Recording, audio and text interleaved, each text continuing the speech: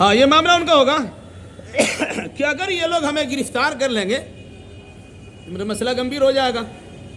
دو صورت ہمارے سامنے رہے گی، یا تو ہمیں مار کے ختم کر دیں گے یا پھر ہمیں اپنی ملت میں واپس لے آئیں گے. اگر ہم مار ہی دیں گے تو ہمارا اتنا تو چھپنا بیکار ہو گیا، اور اگر ان کی ملت میں واپس ہی چلے آئیں گے اتنی تگ و دو کرنا، محنت و مشقت کرنا بھی ہمارا رائے گا چلا جائے گا. اس لحاظ یاد رکھنا، تم کھانے لینے کے لیے جاؤ، سب سے پہلی بات یاد رکھنا کہ کھانا جہاں پر پاک ہوگا وہیں سے لوگ، کیونکہ جس دور کو ہم لوگ چھوڑ کے آئے تھے وہ تو مشرکانہ زمانہ تھا. وہ سور بھی کھاتے ہیں، بغیر بسم اللہ کے کھاتے ہیں، بغیر ذبح کے کھاتے ہیں، غیر اللہ کے نام پہ ذبح کر کے کھاتے ہیں. وہی کھانا تم کو اگر ملے گا اور اسی کھاؤ گے تو حرام خوری ہو جائے گی. یاد رکھنا کہ کھانا تمہارا صحیح ہونا چاہیے، جو پاکیزہ کھانا ہو وہاں سے لے کے آؤ. وَلْيَتَلَطَّفْ، اور بڑے چھپ چھپا کے جاؤ اور رازداری کے ساتھ واپس آ جاؤ. وَلَا يُشْعِرَنَّ بِكُمْ أَحَدًا، تمہارے سلسلے میں کسی کو عطا پتہ بھی چلنے نہیں چاہیے. کیوں نہیں چلنا چاہیے؟ آگے کہا إِنَّهُمْ يَظْهَرُوا عَلَيْكُمْ يَرْجُمُوكُمْ أَوْ يُعِيدُوكُمْ فِي مِلَّتِهِمْ وَلَن تُفْلِحُوا إِذًا أَبَدًا. اس لیے کہ اگر یہ لوگ تم پر غالب آ گئے، پتہ چل گیا یہ وہی لوگ ہیں جو بھاگے ہوئے تھے اور گرفتار کر لیے گئے، پھر ہوگا کیا؟ کہ تمہیں پتھر سے مار مار کے ہلاک کر دیں گے، یا پھر تم کو تمہاری ملت میں، اپنی ملت میں واپس کر لیں گے. آ جاؤ میرے ساتھ، جیسا ہم کرتے ہیں ویسے ہی کرو. اگر ایسا ہو گیا تو کیا ہوگا؟ وَلَن تُفْلِحُوا إِذًا أَبَدًا، پھر تو تم بالکل کامیاب نہیں ہو سکتے اور کبھی کامیاب نہیں ہو سکتے. یہ واقعہ اللہ تبارک و تعالیٰ نے لوگوں کو کیوں یاد دلایا؟ اس سے پہلے بات آ چکی ہے کہ یہودیوں کے کہنے پر مشرکوں نے اللہ کے نبی صلی اللہ علیہ وسلم سے 3 سوالات کیے تھے. اصحاب کہف کون ہیں، روح کیا چیز ہے، اور ذوالقرنین کون ہے. تینوں کا سوال کا جواب اس میں ہے.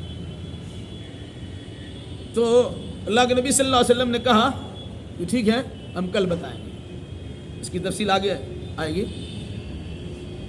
لیکن اللہ کے نبی صلی اللہ علیہ وسلم نے انشاءاللہ نہیں کہا. نتیجہ ہوا کہ کل بتائیں گے تو کہہ دیا، 15 دن کے بعد وہی آئی. اب لوگوں کو آپ کو پریشان کرنے کا موقع مل گیا. نبی جھوٹ بولتے ہیں، وعدہ کرتے ہیں کل بتا دیں گے، بتا ہی نہیں رہے. اللہ تبارک و تعالیٰ نے یہ بتانے کے لیے کہ تم نے انشاءاللہ کیوں نہیں کہا. انشاءاللہ نبی نے نہیں کہا تو اللہ تبارک و تعالیٰ نے ان کو بھی 15 دن تک انتظار کرا دیا. اس لیے ہمیں بھی کسی معاملے سے متعلق کہ یہ کام کل کریں گے، پرسوں کریں گے، انشاءاللہ ضرور کہنا چاہیے. اصحاب کہف کو سلا دیا، ان کو اٹھایا گیا. کیوں اٹھایا؟ ان کے ساتھ ایسے حالات پیدا کیوں کرائے گئے؟ ان کو کھانے کی کیا ضرورت تھی؟ بھائی جس آدمی کو اللہ تبارک و تعالیٰ 309 سال بغیر کھانے کے سلا کے رکھ سکتا ہے، ان کے بھوک پیاس کے بجھانے کے لیے اللہ تعالیٰ اس کے پیٹ ویسے ہی بھر سکتا تھا، پھر باہر جانے کی ضرورت ہی نہیں تھی. اللہ نے کیا کہا؟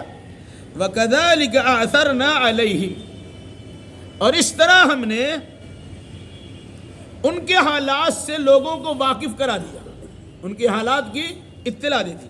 کیوں؟ لِيَعْلَمُوا أَنَّ وَعْدَ اللَّهِ حَقٌّ، تاکہ لوگ جان لے کہ اللہ کا وعدہ بالکل سچ ہے. وعدہ کیا ہے؟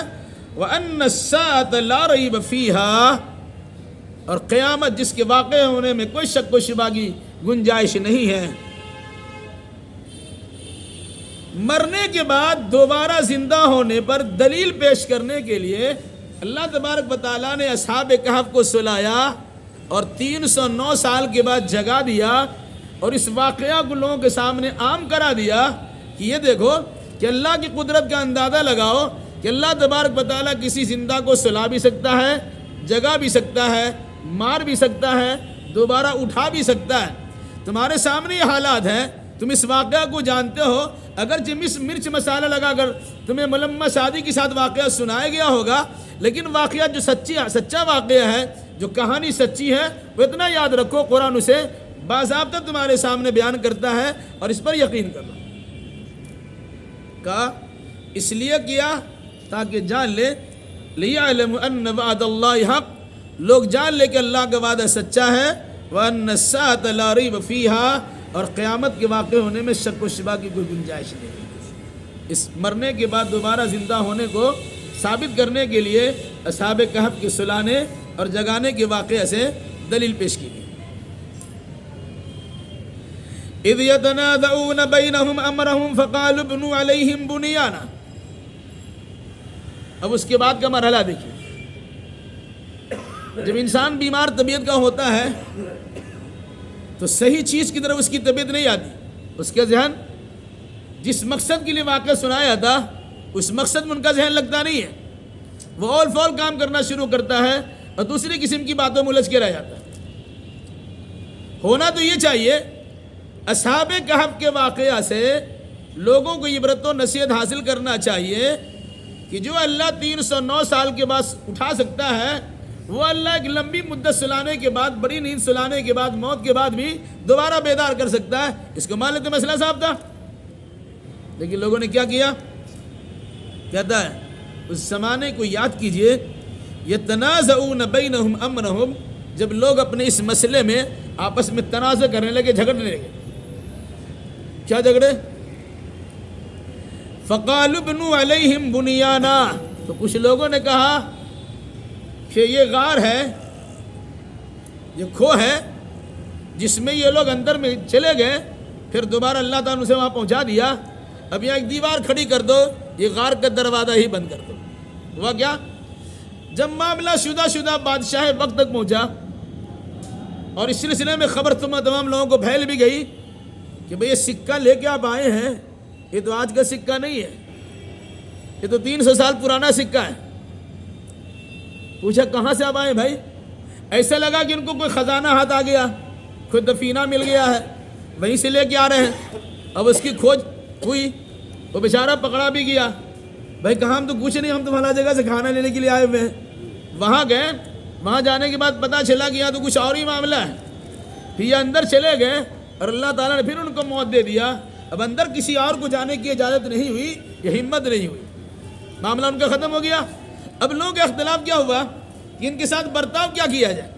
تو کچھ لوگوں نے کہا ایسا کرو، یہ غار ہے، اس کھو کو اور اس کے منہ کو بند کر دیا جائے، یہاں پر ایک تعمیر کر دیا ہے، دیوار اٹھا دی جائے تاکہ یہ معاملہ بند ہو جائے، لوگ اندر جانے کی بارے میں سوچے بھی نہیں۔ کیا کہا؟ فقالوا ابنوا علیہم بنیانا، کہا ان پر ایک دیوار کھڑی کر دو، یہ عمارت کھڑی کر دو۔ ربہم عالم بہم، ان کے بارے میں اللہ ہی تبارک و تعالیٰ زیادہ جانتا کون لوگ ہیں۔ ہم ان کے پیچھے کرنے جائیں گے، من پڑا اندر سے کچھ اور ہو جائے گا۔ ایک تو 309 سال پہلے والا سکہ لے کے آئے ہوئے ہیں، اب اندر میں کیا معاملہ اللہ کو معلوم ہے، اس لیے بہتر ہے اپنے لوگوں کو بچانا ہے، دوسروں کو بچانا ہے، اس کا دروازہ بند کر دیا جائے، وہ اندر ہی میں رہے۔ اچھا، قال الذين غلبوا على امرهم لنتخذن عليهم مسجدا، ان لوگوں نے کہا جن کا معاملہ ان پر غالب آ گیا تھا، یا جو لوگ صاحب اقتدار تھے، جن کی چلتی تھی، جن کا زور چل رہا تھا، ان لوگوں نے آپس میں کیا کہا؟ نہیں، ہم نے ایسا نہیں کریں گے، لنتخذن علیہم مسجدا، ان اصحاب کہف کے غار پر اس کے اوپر میں ایک مسجد بنائیں گے۔ یہ اللہ والے تھے، یہ دنیا سے چلے گئے، ان کی یادگار کے طور پر ہم دروازہ ان کا بند نہیں کریں گے، بلکہ اس کے اوپر ہم مسجد بنا لیں گے۔ مسجد کیوں بنائیں گے بھائی؟ معاملہ یہ تھا کہ عیسائیوں کا زمانہ تھا، اور عیسائیوں نے حضرت عیسیٰ علیہ السلام کے بعد اپنے نبی، ظاہر سی بات ہے نبی تو ان کو ملے نہیں، وہ تو آسمان اٹھا لیے گئے۔ جو ان کے علماء تھے، بزرگ تھے، ان کی قبروں کو لوگوں نے سجدگاہ بنا دیا۔ اللہ کے نبی صلی اللہ علیہ وسلم کا فرمان بخاری مسلم کا حدیث ہے، لعن اللہ الیہود والنصارى اتخذوا قبور انبیاءہم مساجدا، اللہ یہود و نصارہ پر لعنت کرے کہ لوگوں نے انبیاء کی قبروں کو مسجد بنا دیا۔ اور مسلم شریف کی دوسری حدیث ہے کہ اللہ یہود و نصارہ پر لعنت کرے، غارت کرے کہ لوگوں نے اپنے صالحین، اپنے بزرگوں کی بزرگوں کی قبر کو سجدگاہ بنا دیا۔ پھر اللہ کے نبی صلی اللہ علیہ وسلم امت سے کہا کہ سنو، کہ قبر کو پختہ نہ کرنا، اس پہ کچھ لکھانا مت، وہاں پر مجاور بن کے مت بیٹھنا۔ اور پھر اس کے بعد یہ بات بھی ہمارے سامنے حضرت عائشہ فرماتی ہے، اسی ڈر سے اللہ کے نبی صلی اللہ علیہ وسلم کی قبر کو عام قبرستان میں نہیں رکھا گیا، بلکہ آپ کو گھر میں رکھا گیا کہ کوئی انسان اس کی پوجا پاٹ کرنا نہ شروع کرے۔ پھر دعا کرتے تو اللہم لا تجعل قبری وثنی یعبد، اے اللہ میری قبر کو بت نہ بنا دینا کہ لوگ اس کی پوجا پاٹ کرنا شروع کر دیں۔ کیا فرمایا؟ جن کا معاملہ ان پر غالب آ گیا، صاحب اقتدار لوگوں نے کیا کہا؟ لَنَتَّخِذَنَّ عَلَيْهِ مَسْجِدًا، ہم ان کے اس سونے کی جگہ پر یا اس کے ٹھکانے کے اوپر میں ہم مسجد بنا کر عبادت گاہ بنا دیں گے، اور وہیں ہم تقرب اللہ کے لیے اللہ کی بندگی کرنا شروع کر دیں گے۔ قرآن کے بیان کے مطابق جو سیدھے سادے مسلمان تھے انہوں نے کہا اس کا دروازہ ہی بند کر دیا جائے، لیکن جن کا زور چل رہا تھا ان لوگوں نے کسی دنیاوی اغراض و مقاصد کے تحت باضابطہ وہاں مسجد بنا کر پھر اپنا کام شروع کر دیا۔ اسلامی نقطہ نگاہ سے کسی بھی آدمی کے قبر پر محل بنانا، مکان بنانا، اس کی چہار دیواری کو تیار کرنا، گچ پلانا اور اس کے دیوار تیار کرنا، اس کو رنگ و روغن کرنا اسلامی شریعت کے مطابق جائز نہیں ہے کہ اللہ کے نبی صلی اللہ علیہ وسلم نے سختی کے ساتھ منع فرمایا۔ کیا ہوا؟ جس مقصد کے لیے واقعہ اصحاب کہف کو بیان کیا گیا یہ اس مقصد سے غافل ہو گئے۔ دوبارہ زندہ کیے جانے کا عقیدہ تھا، بزرگوں کی حیثیت کا پتہ دلانا تھا کہ جو انسان بزرگ بھی ہو، جن کی بزرگی کا قرآن اعلان کرتا ہو، وہ اگر موت سے دوچار ہو جائے ان کا پاور ختم ہو جاتا ہے، وہ اپنے بارے میں کچھ نہیں جانتے ہیں، دوسروں کے بارے میں کیا جانیں گے؟ تو انسان ان چیزوں پر عقیدہ جمانے کے بجائے اب دوسرا عقیدہ شروع کر دیا۔ اچھا، سیقولون ثلاثۃ رابعہم کلبہم ویقولون خمسۃ سادسہم کلبہم رجما بالغیب ویقولون سبعۃ وثامنہم کلبہم قل ربی اعلم بعدتہم ما یعلمہم الا قلیل۔ اس واقعہ کو بیان کرنے کے بعد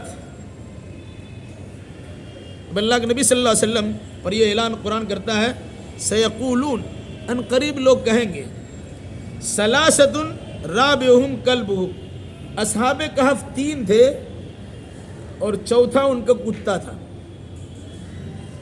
ویقولون خمسۃ سادسہم، اور کچھ لوگ کہیں گے کہ ان کی تعداد 5 تھی اور چھٹا ان کا کتا تھا۔ اس کے بعد قرآن کیا کہتا ہے؟ رجمن بالغیب، یہ سب باتیں اٹکل بچوں ہیں، یہ اندھیرے میں تیر چلانے والی بات ہے، تو علم کی بنیاد بنے میں کسی نے 3 کہہ دیا، کسی نے 4 کہہ دیا، کسی نے 5 کہہ دیا، بس ان کی بات ہے، ایسا کوئی دلیل پر مشتمل بات نہیں ہے۔ وَيَقُولُونَ سَبْعَةٌ وَثَامِنُهُمْ كَلْبُهُمْ، اور کچھ لوگ کہیں گے کہ وہ 7 تھے، ان کا کتا 8واں تھا۔ کچھ لوگوں نے کہا کہ 3 تھے، چوتھا ان کا کتا تھا، کچھ لوگوں نے کہا 5 تھے، چھٹا ان کا کتا تھا، کچھ لوگوں نے کہا 7 تھے، 8واں ان کا کتا تھا۔ پہلی جو 2 باتیں 3 والی اور 5 والی، اس کے بارے میں قرآن کیا کہا؟ رجمن بالغیب، یہ اٹکل بچی باتیں کر رہے ہیں۔ اس کا مطلب ہے 3 والا اور 5 والی بات صحیح نہیں رہی۔ آخر والی بات سبعۃ وثامنہم کلبہم، یہ 7، ان کی تعداد 7 تھی اور 8واں ان کا کتا تھا، یہ بات ہی زیادہ صحیح معلوم ہوتی ہے۔ ویسے اللہ نے کہا قل ربی اعلم بعدتہم، آپ کہہ دیجئے کہ ان کی صحیح تعداد کیا ہے، کتنی تھی، وہ اللہ کو معلوم ہے۔ ما یعلمہم الا قلیل، اسے تھوڑے ہی لوگ جانتے ہیں۔ حضرت عبداللہ ابن عباس فرماتے ہیں وانا من القلیل، میں انہی تھوڑے لوگوں میں سے ہوں۔ کم لوگوں کو پتا ہے کہ ان کی تعداد 7 تھی اور اس میں ہوں، یعنی مجھے معلوم ہے کہ ان کی صحیح تعداد 7 ہی ہے۔ تو 5 والی اور 3 والی تعداد صحیح نہیں ہے، اصحاب کہف کی تعداد کتنی تھی؟ 7 تھی، اور یہی زیادہ صحیح بات ہے۔ ویسے قرآن نے کہا فَلَا تُمَارِ فِيهِمْ إِلَّا مِرَانْ ظَاهِرًا، اس سلسلے میں مت جھگڑیے، بحث و تمہیس مت کیجیے، حجت و تکرار مت کیجیے، ہاں صرف سرسری طور سے کچھ بات کر لیجیے۔ بھئی ایک واقعہ بیان کیا گیا، اللہ نے اس کے سلسلے میں باضابطہ جو واقعہ کی نوعیت تھی اس کی خبر آپ کو دے دیا، اس کی تعداد کتنی تھی؟ 3 قسم کی تعداد کا تذکرہ کیا گیا، 2 پر رجمن بالغیب کا حکم لگا کر کہ اٹکل بچی باتیں اس کی تردید کر دیا۔ رہی ایک بات 7 والی، اس سے اندازہ لگا لیجیے کہ ساتھ والی بات ہی صحیح ہو سکتی ہے. اب اس سلسلے میں بحث و تمہیز کرنے کی، حجت و تکرار کرنے کی ضرورت ہی نہیں ہے. سرسری طور سے کوئی آپ سے پوچھتا ہے بتا کے گزر جائیے. پھر فرمایا وَلَا تَسْتَفْتِ فِيهِمْ مِنْهُمْ أَحَدًا، اور سنیے اس سلسلے میں ان میں سے کسی سے، ان کے بارے میں کسی سے اب سوال مت کیجیے، پوچھ گچھ مت کیجیے. جتنا اللہ نے بتا دیا اتنا ہی صحیح ہے. باقی جو سماج میں بات پھیلی ہوئی ہے، معاشرہ میں افواہ کے طور پہ بہت ساری باتیں پھیلا دی گئی ہیں، وہ سب باتیں بلا دلیل کی ہیں، ان پر آپ کو جانے کی ضرورت ہی نہیں ہے.